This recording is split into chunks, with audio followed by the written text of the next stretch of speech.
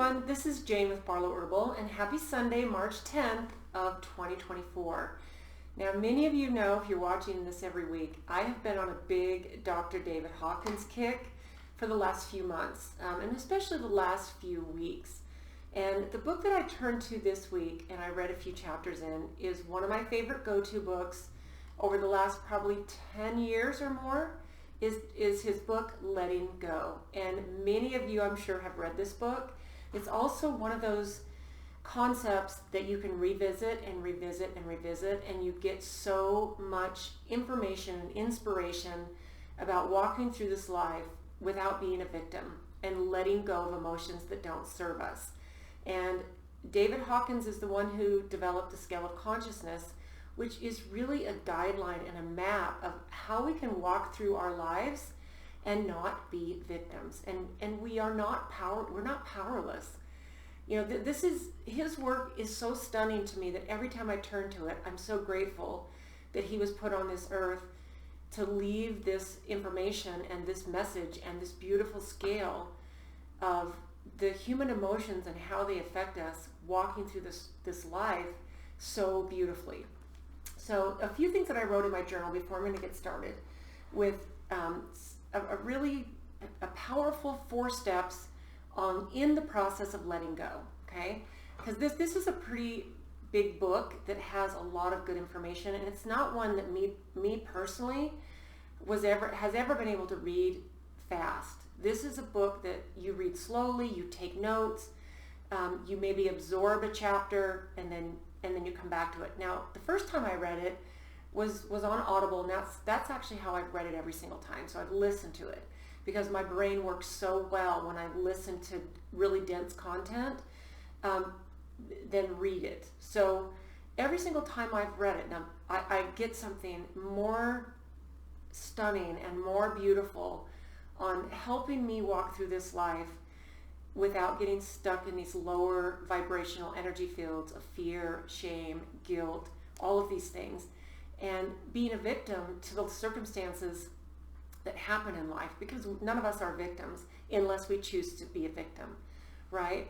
But the first time I read this, I listened to it the whole way through, and it was a long time ago, like I said, and it really had a big impact on me. And then every single time that I've read it since, as I've gone through my life these last 10 years or so, there's always something happening in my life that this information is really, really relevant. And I know that every single person that listens to this, if you've never heard of this book, again, his work, you can't go wrong with any of it. And the letting go premise, surrendering, but letting go, and I've got some really great notes I'm going to share with you, is one of those beautiful concepts that will change your life forever in the better. So before I go into some of these steps that I wrote down, I want to share with you just some of these notes that I took at the beginning of my week of journaling. So as I sit in my quiet space, when I first start, I wake up, I'm doing my tea in the morning, I have a quiet kitchen all to myself. I sit with spirit, I sit with my higher self, I talk to our Creator, and I get clear. And I get clear on what's going on in my life, what I can do to, what I wrote here is, when hard stuff happens, how do you show up? When mistakes are made, how do you forgive yourself? Because we all walk through this life doing things that maybe we're not proud of, or we react in a way that we're not proud of, or we get ourselves in situations that we need to not only ask for forgiveness from others, but we need to forgive ourselves, because we are human beings and we make mistakes. So what I wrote at the very beginning of my week was, who I am is so powerful that I tingle with the vibration of it all. When you sit in moments of meditation, you will have these moments of stunning realization of the potential you have, the choice you made to come here, and all of the things that you're here to create and manifest. That was a big theme last week, was being a creator and a manifester. But who I am is so powerful that I tingle with the vibration of it all. There's a thing called truth bumps. When you hear something that's true, you kind of get goosebumps. And it's it happens every time, even something really small or something inconsequential, or something that feels that way, but it's awesome. Okay, so then I wrote, patience is power. One of Dr. Hawkins' favorite works of mine is Power versus Force. When we see something that's happening, or we're caught in the middle of a situation of something that's happening, we want to force the change. We want to, because we see, oh, here's the truth, or here's the way it should be, or here's what you should be doing, or what this person should be doing, or whatever. And we try to force an outcome. We try to force the situations and the emotions and we try to force things. But instead of forcing, we need to stand in our power, and we need to be patient. I am so impatient. And this is something that I continually work on, and I continually fail at. And then I regroup, I forgive myself, and I ask for forgiveness from others when I need to, and I regroup, and I practice that patience. Don't let hardships turn you from your loving heart. Don't let a hardship harden your heart. We all have these tender little hearts that we can build these walls up around when hard things happen. And being able to forgive somebody for something that you think they did to you, or it's so easy to go into a victim mentality, and then we get stuck in that loop. And I think that there's a layer sometimes of we see what other people have, we have feelings of jealousy, and why do some people have what we don't have, and I don't feel like they worked for it, or they got it in a not an honest way, or they got it because they inherited something that wasn't something they worked for. I think we get caught in these victim mentalities that just destroy our ability to walk through life with happiness and just love, right? So when hard stuff happens, how do you show up? When mistakes are made, how do you forgive yourself? That's the question, right? So the power versus force concept is to be still and trust in God, and trust in a higher purpose, and trust in yourself. Start speaking winning language, thinking it and writing it. So start speaking with language that is winning, with you walking through, not as a victim, but as a creator. Start thinking in creative winning language, and start writing, the things that you write. Now, there might be moments when you need to write out these deep emotional things that are traumatic, and you need to get the anger and the guilt and the shame and the fear and all of this out into a journal, or even just a piece of paper that you can shred that simply helps you get these emotions out. Because this is part of sitting with these emotions and letting them go. Some people do really well when they're able to write these things out. So speaking, thinking, and writing. Start doing these things with language that is in a creative mode rather than in a victim mode. So I ran across this quote, and I'll find the person who said it, and I'll put it below this video, the person's name. But this is a really beautiful quote.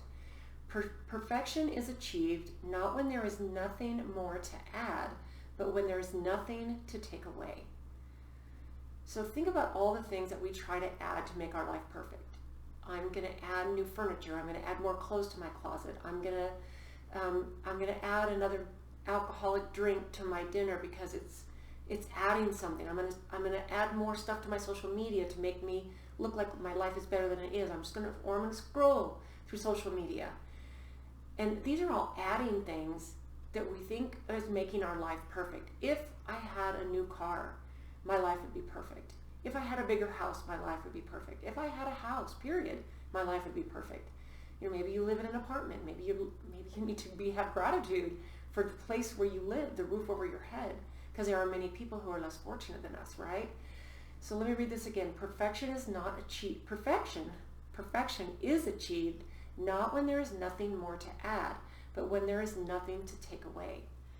So if you have a life that is simplistic and feels beautiful because you've come to a really congruent spot like that, and there's nothing that you would add to make your life perfect, if you can sit in a space and go, this is perfect. This is perfect.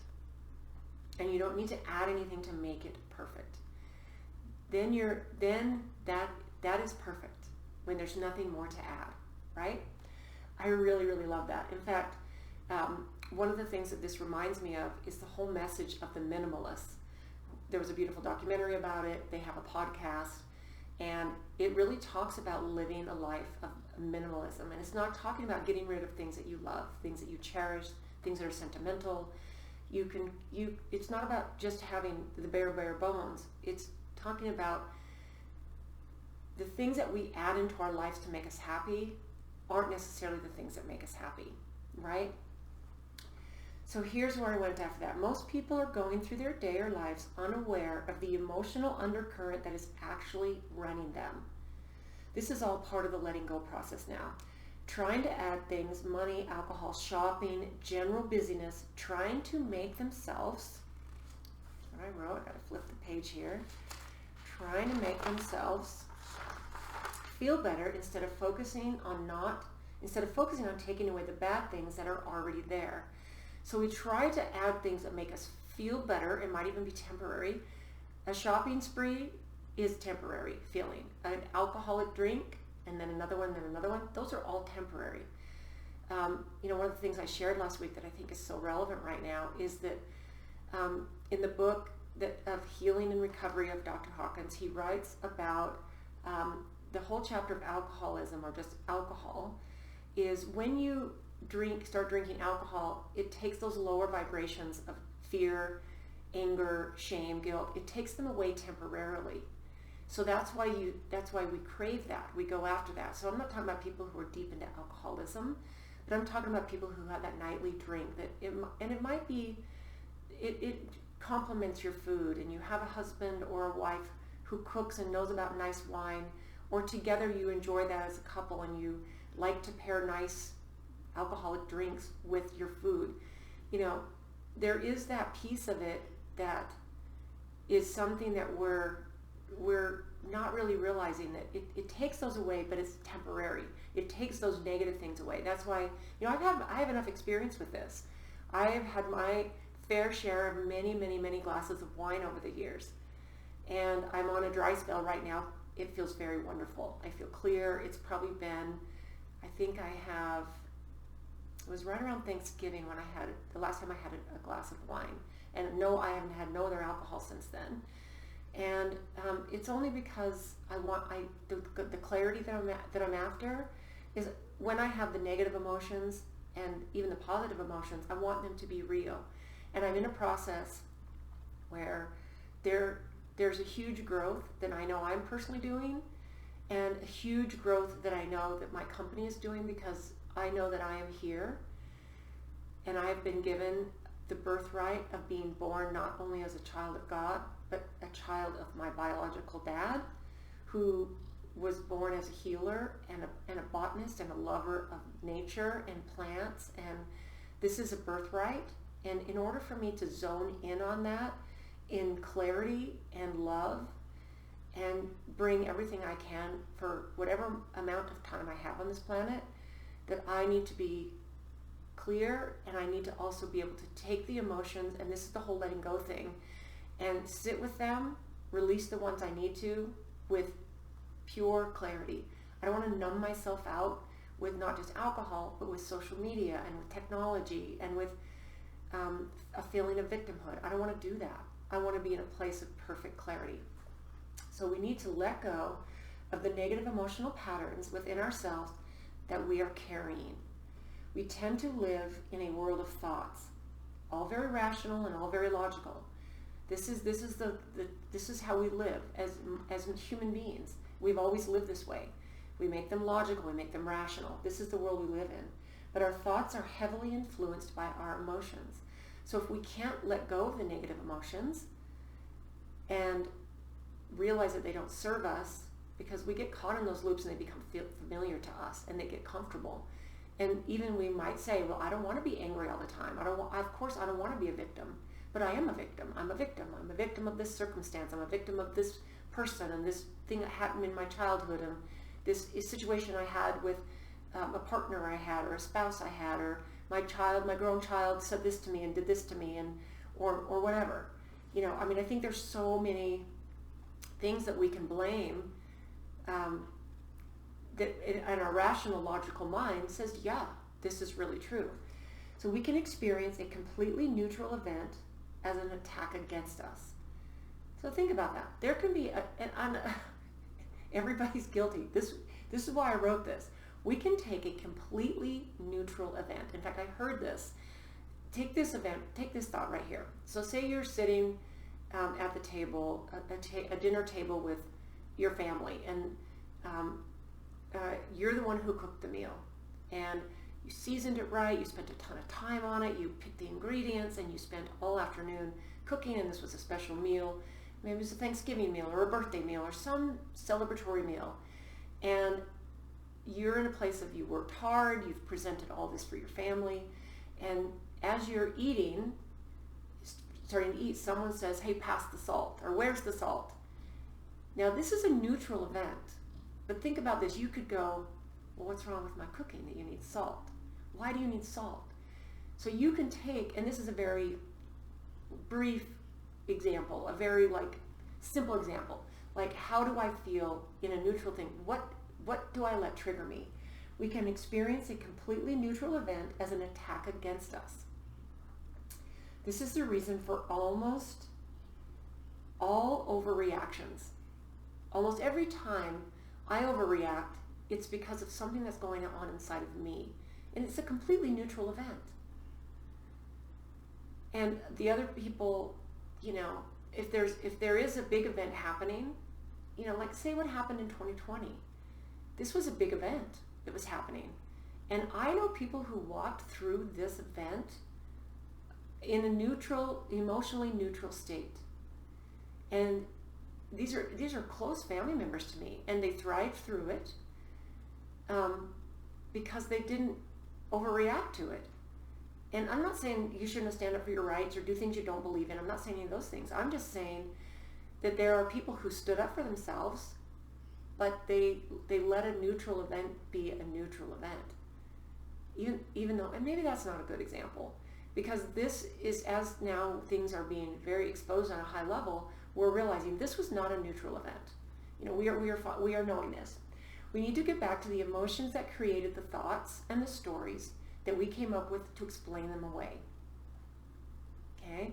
So we need to get back to the emotions that created the thoughts and the stories that we came up with to explain things away, right? So there's 4 steps that are really beautiful. And the first step is to ask yourself, what am I feeling? Okay? Don't focus on what you think of this first step. The first step is to focus, and this is all in the premise of Dr. Hawkins' book, Letting Go. So the part that I read this week, I boiled this is a section I boiled down to 4 things. You ask yourself, you sit and you ask yourself, if you find yourself caught in a negative emotion, what am I feeling? Pain, anger, fear, guilt, shame, fear, uncertainty, whatever. Don't focus on what you think is the key for this first step, okay? Focus on the feeling. So what will happen is most people will try to distract themselves. When you go into those hard questions of that first question of what am I feeling, let's numb it out. Okay, wait, when it's 5 o'clock, it's 5:30, I'm gonna have my first glass of wine. And you're distracting yourself. I'm gonna sit and scroll through Instagram because you know what? It's uncomfortable, I don't want to deal with it. But here's the challenge. You have to sit with yourself and you have to ask yourself, what am I feeling? Okay? Courage is where things go from bad to good. So of course, courage is right at the beginning on this scale, and I keep this by my desk. I love this. This is a little list of the scale of consciousness. The ones that are in blue are the highest ones.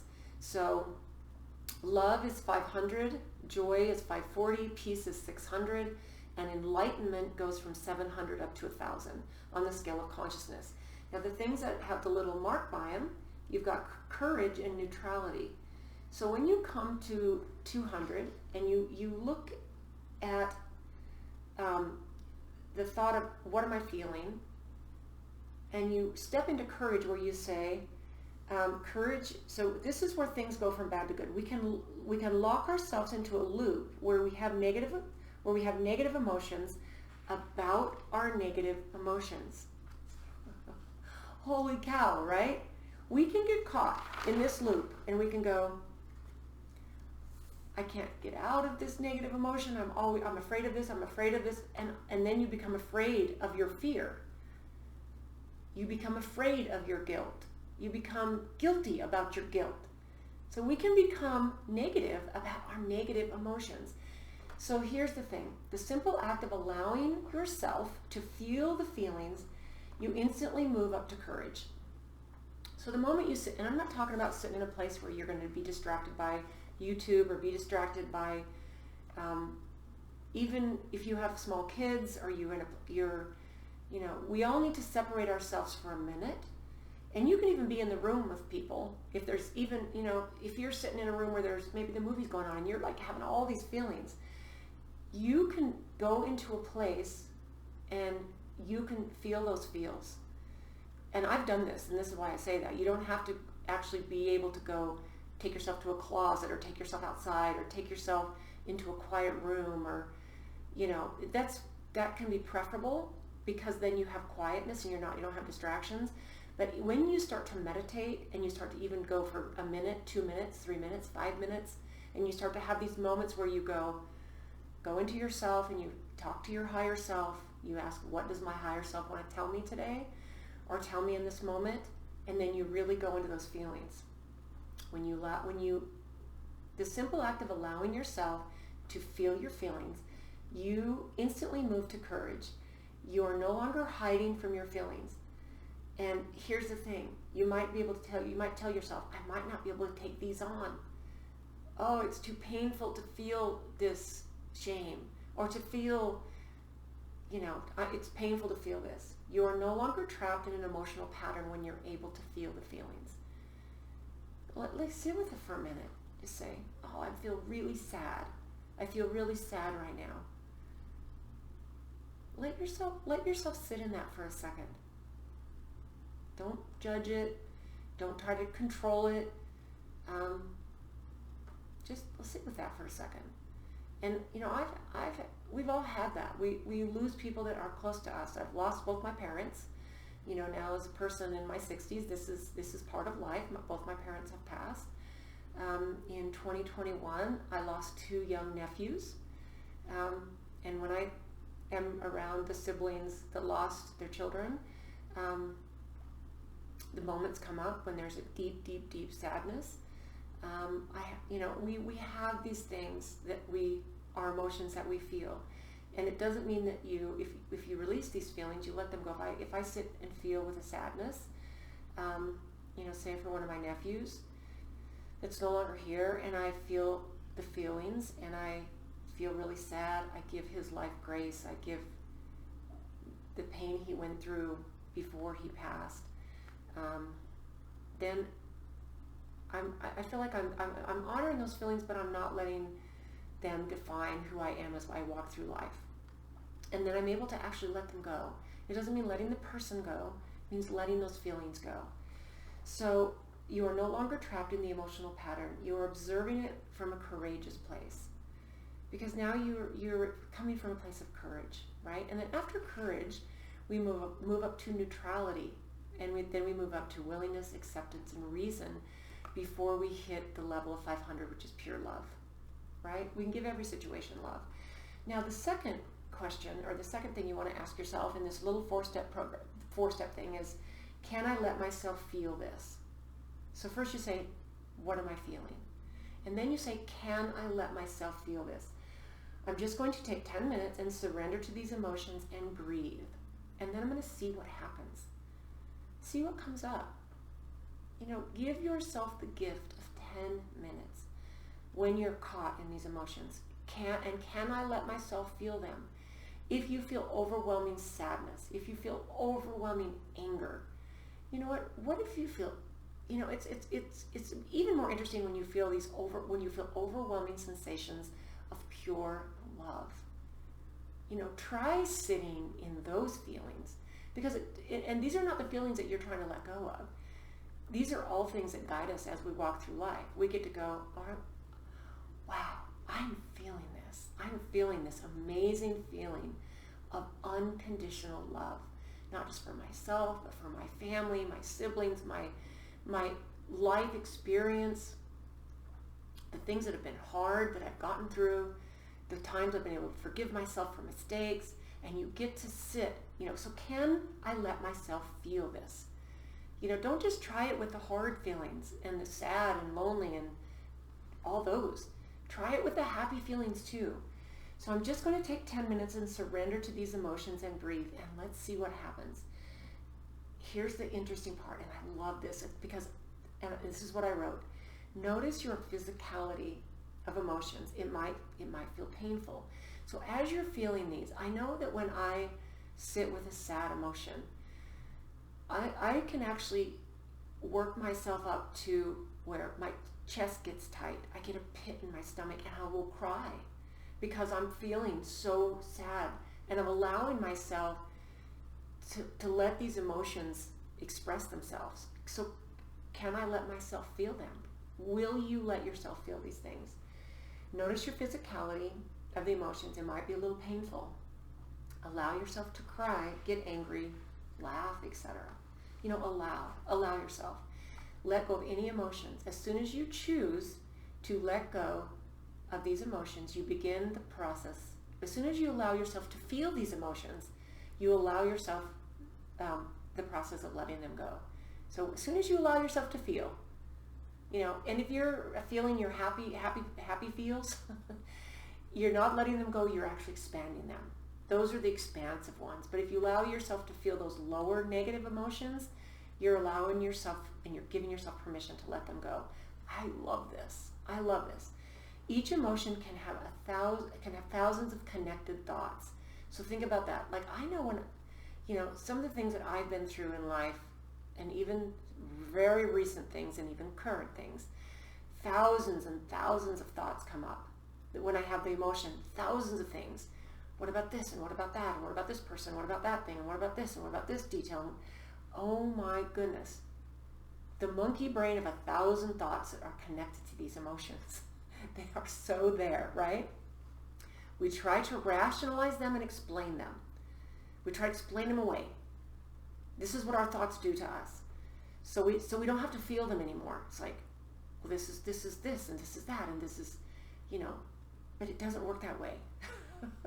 That's what we have to remember. Like, these are so, like, if I could have learned these in my 20s, or as a teenager, these would have been very powerful tools for me. Even in my 30s, I think I really picked up this type of line of personal development in my late 30s. I started with kind of easier things, the 4 agreements, things that were not really benign, but were just in my radar and there when I needed them.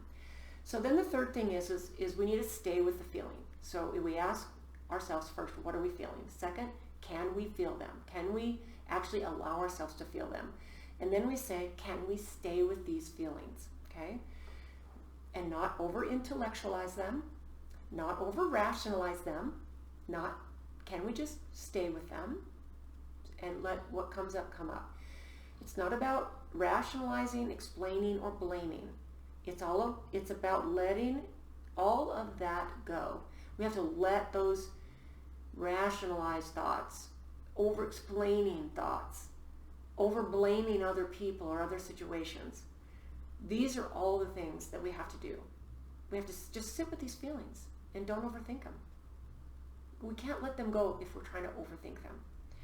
Don't get caught up in judging yourself for having these feelings or thoughts. Don't get caught up in, if you're just letting yourself feel them, besides overdoing and overthinking, all that stuff,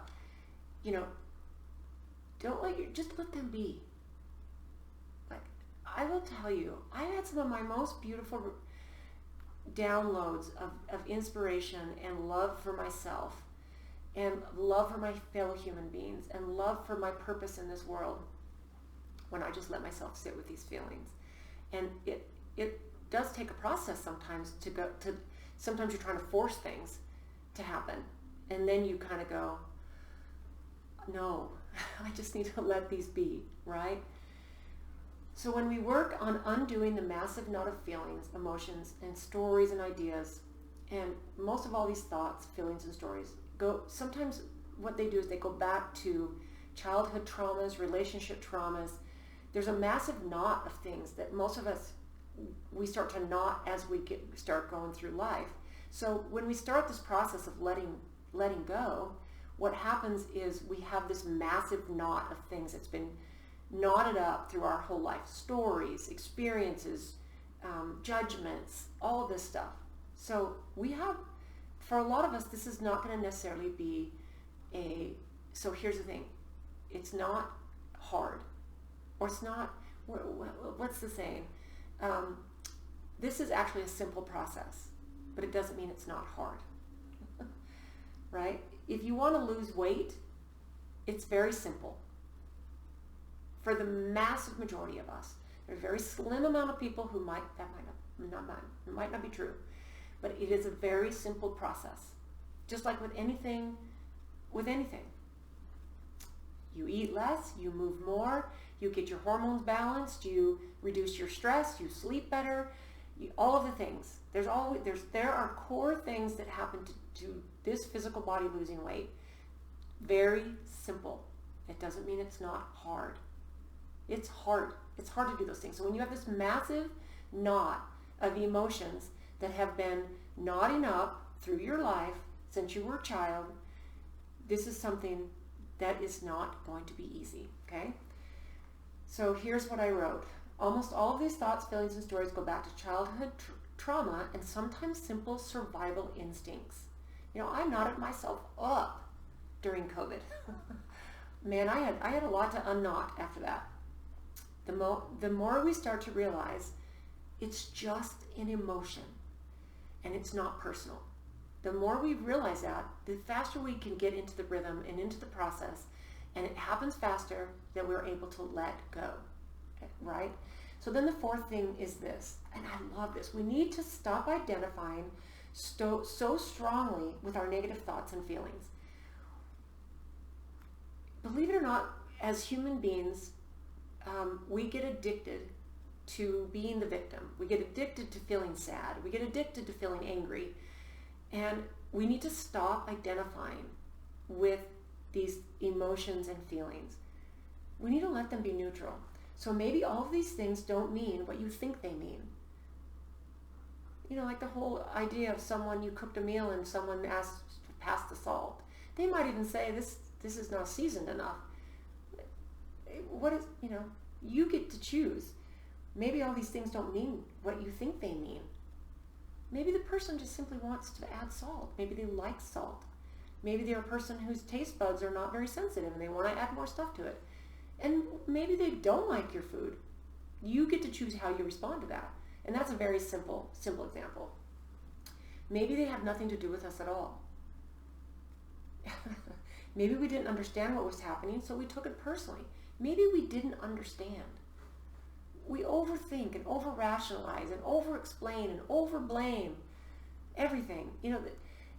If I can say one thing before I finish this whole thing off, is pick up this book and make it a part of your rotation.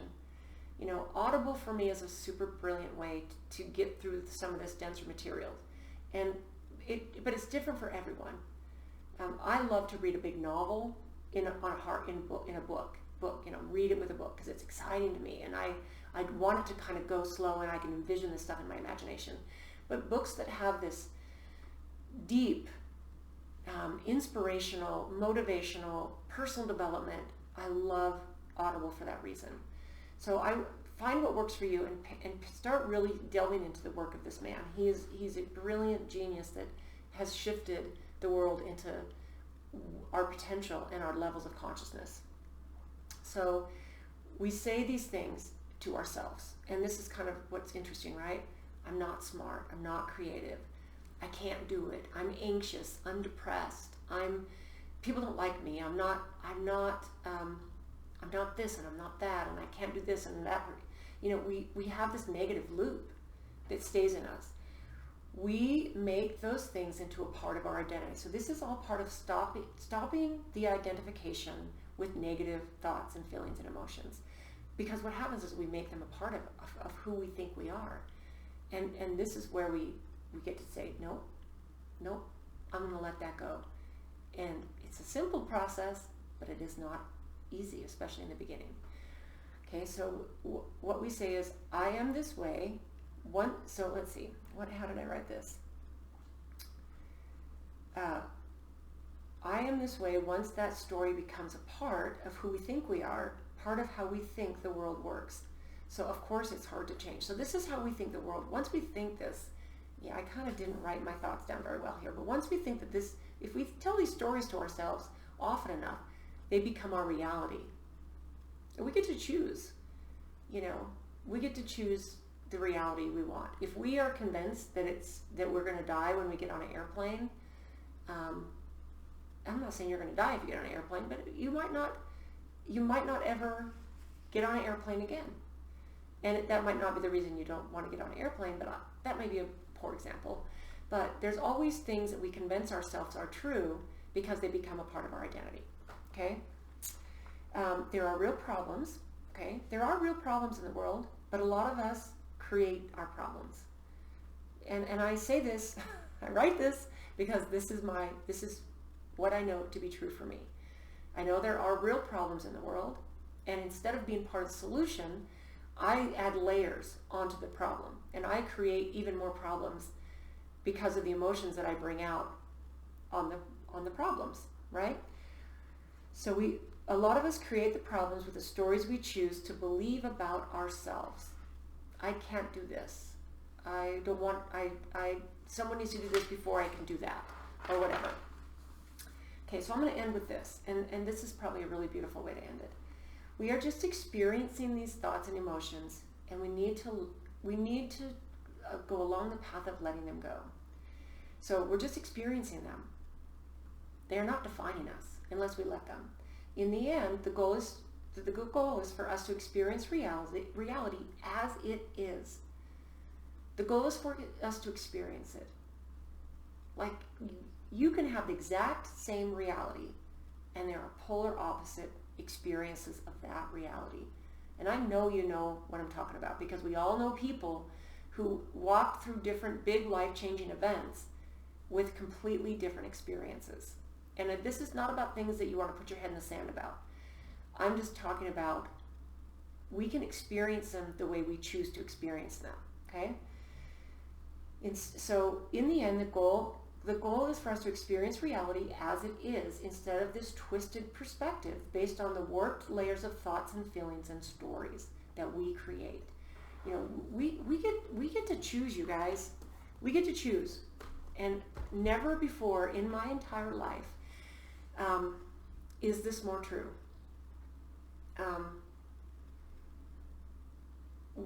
One of the things that's really has jumped out at me this past week is that words are just words. When someone says something to me, and if you're this far, I have this huge, ginormous, really intense situation that is actually, I feel, getting ready to come to a close, and it's become where I have sat with these feelings and emotions, and this is why this work is so special to me, is because I've been able to let them go. And I've been able to, as these things come at me, I say this, first of all, these are just words. Now, I'm not saying that these are not words that can have an impact in what is going to happen in my life or whatever, but they're just words. And if I choose, I can let them trigger fear in me, or I can let them trigger courage, and I can let them trigger neutrality, because neutrality is right above courage. I get to be neutral. I can go, okay. And the moment I feel a fear or anger coming on from words that I get in an email, words that I get from somebody who has an impact in what my life is happening in my life right now, the words, And it might be something intense. They're just words. And my goal is just to sit with these emotions, feel them, ask myself all these questions. Am I going to let this identify me? Am I going to let this negative thing that is a short-term thing, and how am I going to handle it? Am I going to let this identify me? No way. No way. This is going to make me better. It's going to make me stronger. And when the moments of clarity and inspiration and happiness come in, I'm going to pay attention to sitting with those too.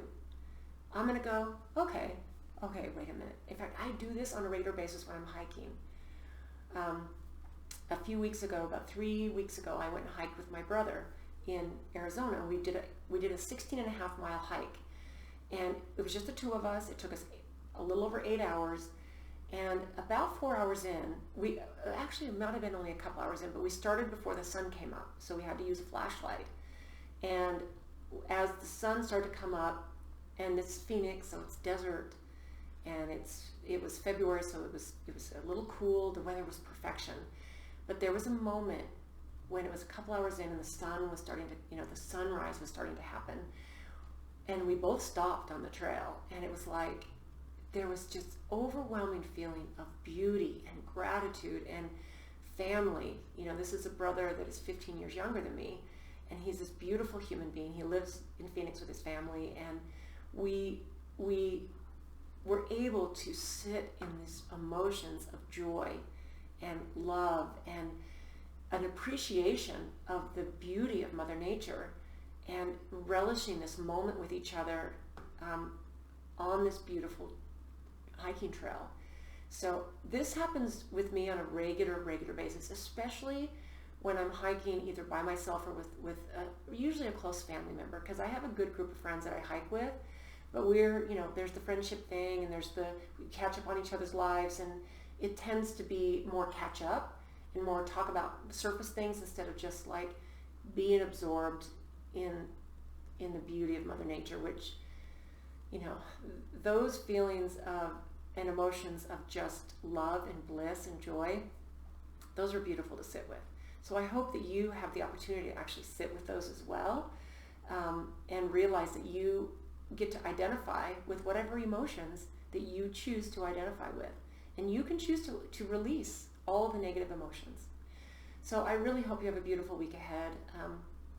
The end of this next week, it's going to be the middle of September. Oh my goodness, middle of March. And 2024 continues to be interesting and really, really amazing if we choose to let it be. So thanks for tuning in, guys. Lots of love coming your way. It's a beautiful time to be alive, and I'm so grateful to be here. So I hope your day is awesome. I hope whatever day you're watching this is spectacular, and you can start to get to work on the simple things that are a little hard. So I love you all tons, and we'll talk to you soon.